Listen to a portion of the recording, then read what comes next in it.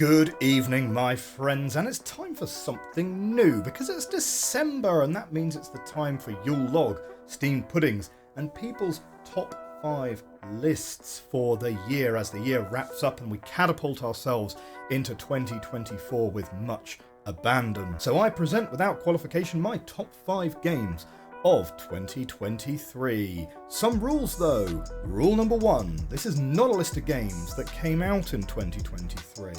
I believe those kind of lists promote recency bias as well as perpetuating the need for buying the latest shiniest thing lest you experience the dreaded fear of missing out. So this is not a list of games that came out in 2023, this is a list of games I played in 2023. Rule 2, this only covers games that I played for the first time in 2023. So Hollow Knight and Ori and the Blind Forest excluded. Sorry guys, but those videos are literally called my favourite games, so you can probably guess what my opinion on them is. Number 3, only games that I finished in 2023 are included. So Ender Lilies, you were pretty close, but unfortunately you are going to spill over into 2024. And finally, I'd like to make it clear that this list is totally unsponsored. I have not been offered so much as a Steam key to go and play a game yet, so this is about as independent a set of opinions as you're ever gonna see. Let's get to the list. In 5th place we have the third game by solo creator Daniel Mullins. It's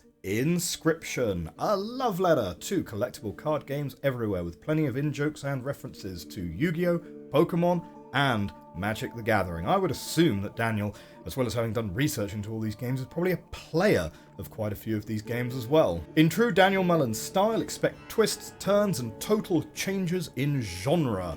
Do not expect this game to stay as a card collecting roguelike the entire time. Now, content warning for this game is very dark and it is very much not suitable for children. Moving to number 4 on the list, and the only AAA game on the list, and the only game that actually came out in 2023 as well, it is Star Wars Jedi Survivor. Perhaps a controversial inclusion, but it is an amazing game, but I cannot put it higher on the list because of its troubled launch. This game had all sorts of optimization issues on launch which has had to be variously patched, as well as a lot of anti-consumer online nonsense, like having to be constantly connected to the EA servers to be able to play it, including when those servers are not available, like on May the 4th, Star Wars Day this year. However, it's a really good game. It basically takes everything that was great from Jedi Fallen Order and makes it bigger and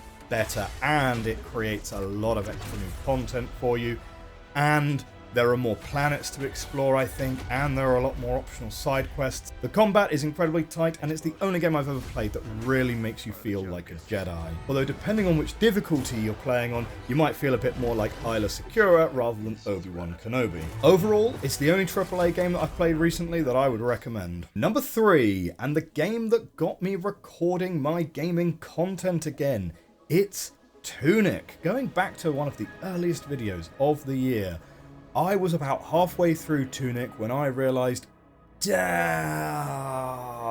is one of those games that you can only really experience for the first time once. And I tell you what, it is a brilliant combination of Dark Souls-like gameplay, Zelda-like gameplay, and puzzle gameplay that had me sitting for literally hours with the game not even on, translating the language inside the game. It's a very special game that can do that, and I would give Tunic a high recommend.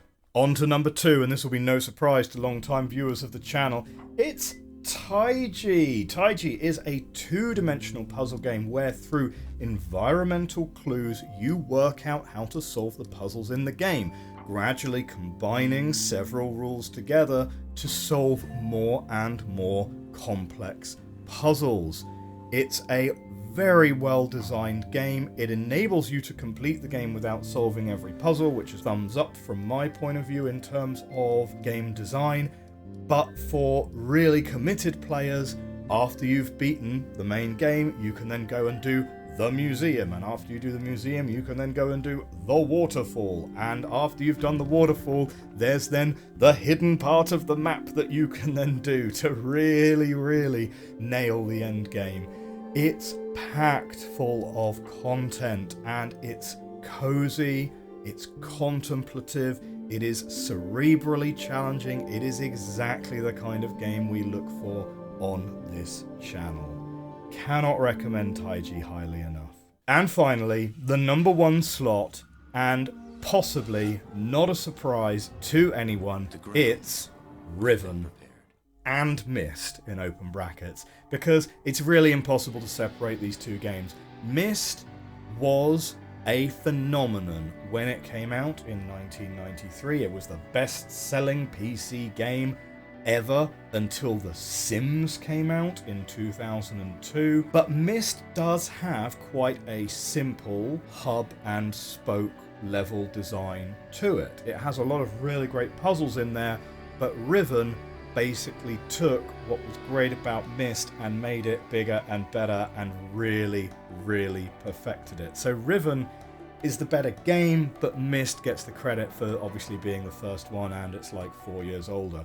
Riven, for a game from 1997, still holds up today. There are some excellent quality of life things about the animations, the screen wipes, to help hide the fact that you are just looking at static picture content. The puzzles in Riven are like no other puzzle I've really come across. It has not one, but 2 huge multi-environment puzzles where you have to take various aspects of what you've learned throughout the game and bring them together to create an answer for these 2 puzzles. Riven is by far the best game I've played this year, and if you've not played it, you should give it a go. And you know what?